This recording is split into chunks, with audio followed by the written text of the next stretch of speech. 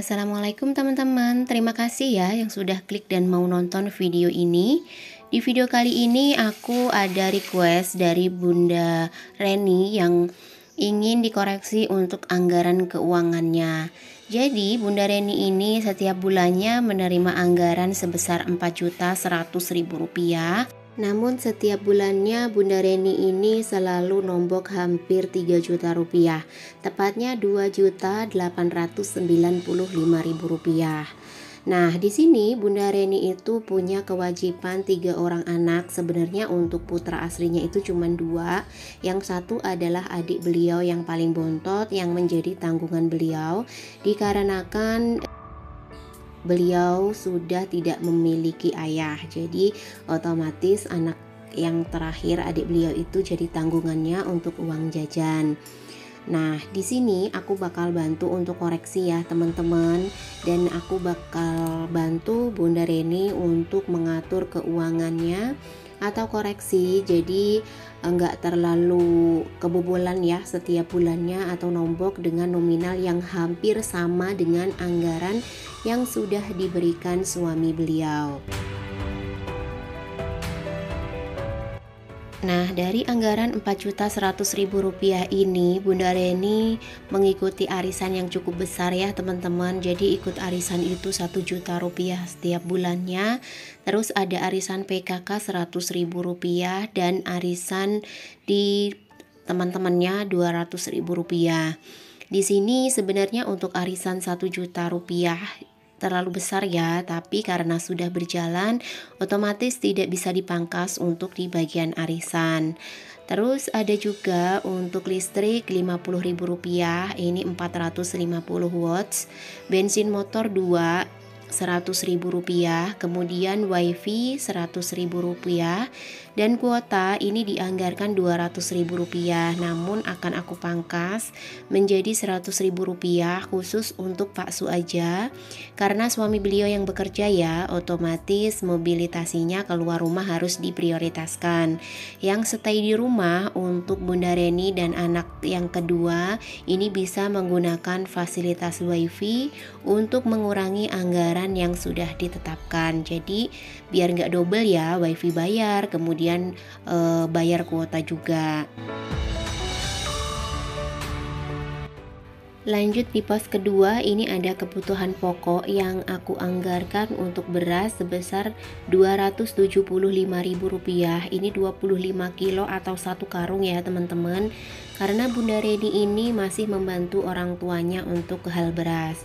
Jadi per kilo aku anggarkan Rp11.000 dikalikan dengan 25 kilo Rp275.000. Ini lumayan dari anggaran Bunda Reni sebelumnya Rp385.000 untuk 1 karung beras, karena ngambilnya beliau ini di koperasi. Jadi sekarang aku akan alihkan untuk belanja berasnya ke toko grosir atau bisa eceran ya.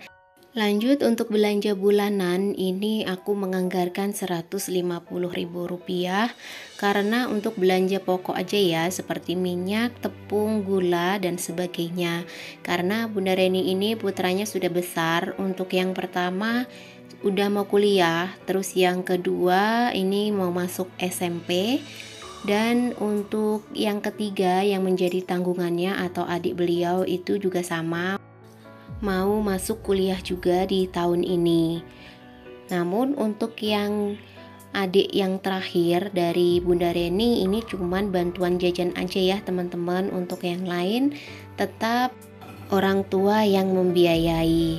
Nah, ini aku anggarkan untuk belanja harian atau makan sebesar Rp900.000. Jadi perharinya aku anggarkan Rp30.000, karena Bunda Reni ini pengennya belanjanya harian ya teman-teman. Kalau untuk belanja mingguan belum bisa, karena kalau udah belanja mingguan suka berubah pikiran nih, apa yang dibeli nggak dimasak. Justru pengennya tuh kalau ke warung apa yang beliau lihat pengen masak yaitu yang beliau beli begitu. Padahal kalau misalkan aku anggarkan untuk belanja mingguan mungkin lebih bisa memangkas anggaran ya teman-teman, jadi nomboknya nggak terlalu banyak. Tapi di sini aku nggak bisa memaksakan karena yang namanya selera orang berbeda-beda, dan aku cuman membantu untuk mengurangi anggaran yang udah kebobolan setiap bulannya alias nombok. Jadi aku bantu untuk setidaknya mengurangi pengeluaran yang udah Bunda Reni anggarkan setiap bulannya biar nggak kebobolan terus ya, atau nggak nombok terus, karena susah juga ya kalau kita punya tabungan atau arisan besar tapi ujung-ujungnya setiap bulan kita nombok terus. Itu sama aja kita nggak punya tabungan pas kita dapat arisan, karena pada saat kita dapat arisan untuk menutup biaya nombok setiap bulannya dari kebutuhan anggaran bulanan yang sudah Bunda Reni tetapkan.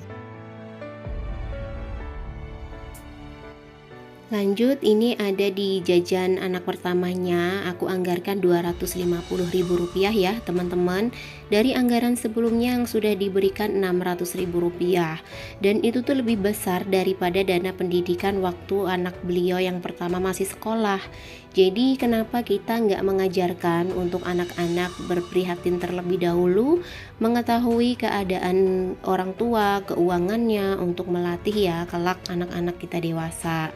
Jadi ini aku anggarkan Rp250.000, bisa diatur misalkan jajannya 3 kali ya dalam seminggu, itu tuh bisa banget.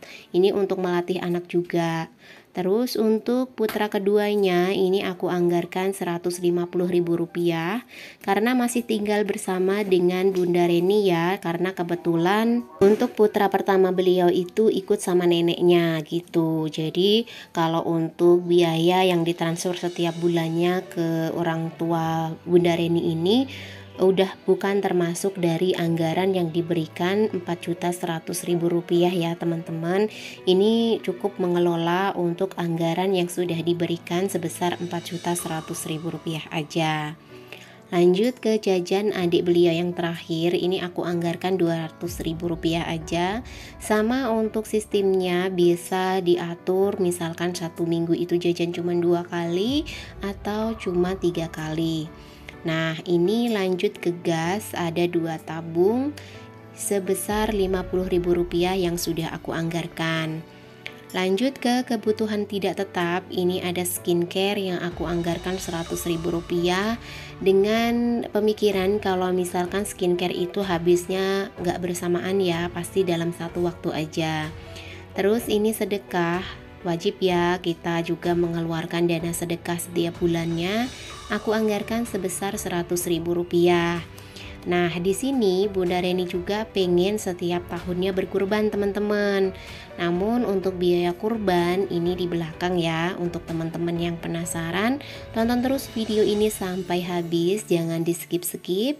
Dan kalau misalkan teman-teman yang udah nonton video ini punya saran, kritik, masukan dari anggaran yang sudah aku buat untuk Bunda Reni, bisa komen di kolom komentar ya.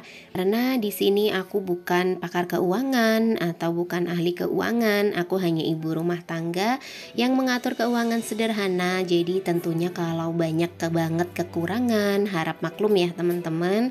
Jadi mohon untuk teman-teman semua, kalau misalkan ada yang kurang pas, ada masukan, bisa langsung aja ya cus di kolom komentar.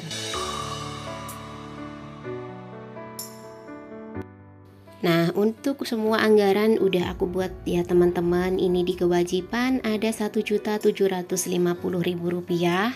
Kemudian di kebutuhan pokok totalnya Rp1.975.000.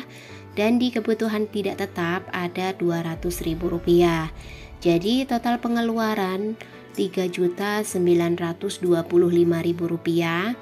Dan dari anggaran yang sudah diberikan Rp4.100.000, ada sisa dana sebesar Rp175.000.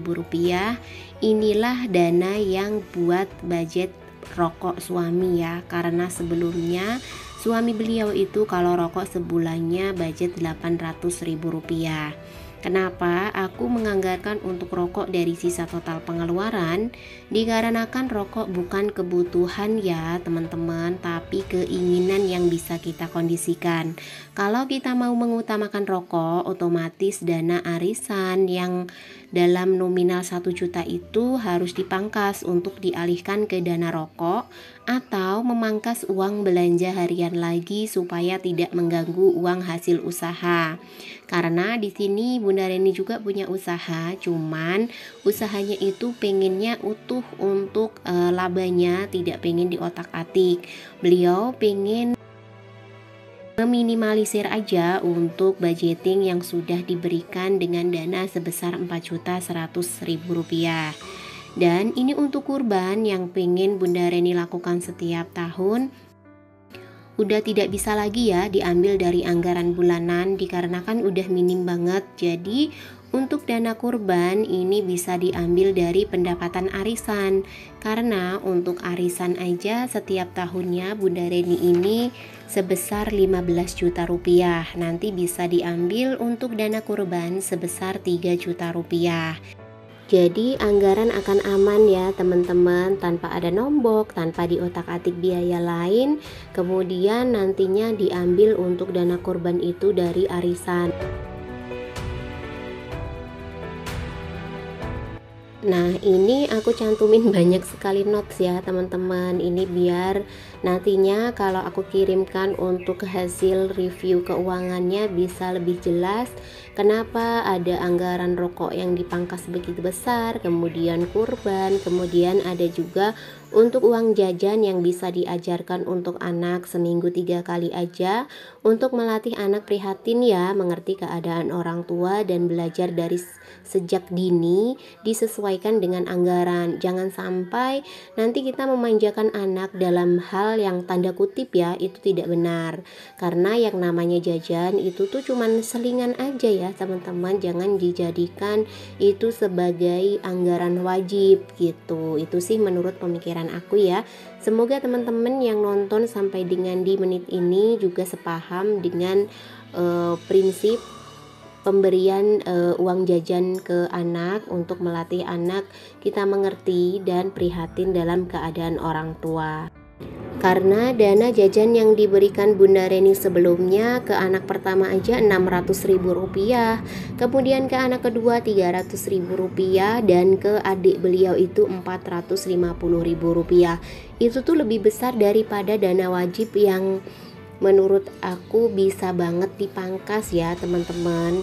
Terus ini aku juga bakal bikinin untuk estimasi pendapatan dari tabungan yang udah diperoleh, yang dibagi sama Bunda Reni dalam bentuk arisan, yaitu arisan 1 juta rupiah ini dalam tempo 12 bulan, terus arisan PKK Rp100.000 dalam 10 bulan, kemudian ada arisan Rp200.000 dalam tempo 10 bulan. Jadi untuk total tabungan yang dibagi dalam arisan itu 15 juta rupiah. Nah dari total 15 juta rupiah dikurangi 3 juta rupiah nanti untuk biaya kurban ya, masih ada sisa sebesar 12 juta rupiah yang nantinya masuk ke dalam rekening atau kantong pribadi Bunda Reni sebagai tabungan tahunan ya. Karena di sini Bunda Reni memang tidak menganggarkan untuk tabungannya setiap bulan. Jadi untuk tabungan beliau alihkan ke arisan-arisan yang beliau ikutin, dan katanya untuk arisan ini beliau mengambil kocokan terakhir ya, jadi ngumpul gitu teman-teman. Nah ini aku suka banget ya karena sama kayak aku. Nah, sampai di sini dulu ya teman-teman video aku kali ini. Semoga menginspirasi untuk Bunda Reni dan sedikit membantu. Sampai ketemu lagi di video aku selanjutnya. Assalamualaikum.